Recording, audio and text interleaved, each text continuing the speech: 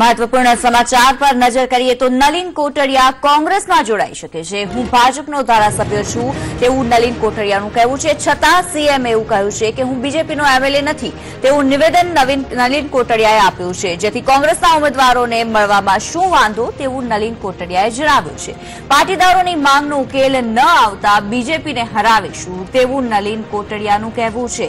બીજેપીને હરાવવાના પ્રયત્નો કરીશું, માંગ ન સંતોષાય તો બીજેપીમાં રહેવામાં કોઈ વાંધો નથી।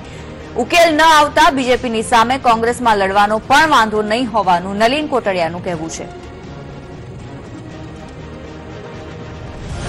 કીધું સમાજની સાથે છું, સમાજના પ્રશ્નો માટે હું નીકળ્યો છું। સમાજના જે અમારી માંગણી છે સ્વીકારવામાં આવે તો ભારતીય જનતા પાર્ટી સાથે મને જવામાં કે સમાજને જવામાં કોઈ વાંધો નથી, અને જો ઉકેલ ન આવે તો ભારતીય જનતા પાર્ટીની સામે કોંગ્રેસમાં લડવું પડે તો પણ મારી તૈયારી છે। કોને મળવા આવ્યા હતા અને શું મુલાકાત કરી? રાજ્યસભાની ચૂંટણી છે અને રાજ્યસભાના ઉમેદવાર તરીકે અહેમદભાઈ પટેલ કોંગ્રેસમાંથી જયારે ઉમેદવારી નોંધાવી છે ત્યારે એક ધારાસભ્ય તરીકે મારે પણ મત આપવાનો હોય છે।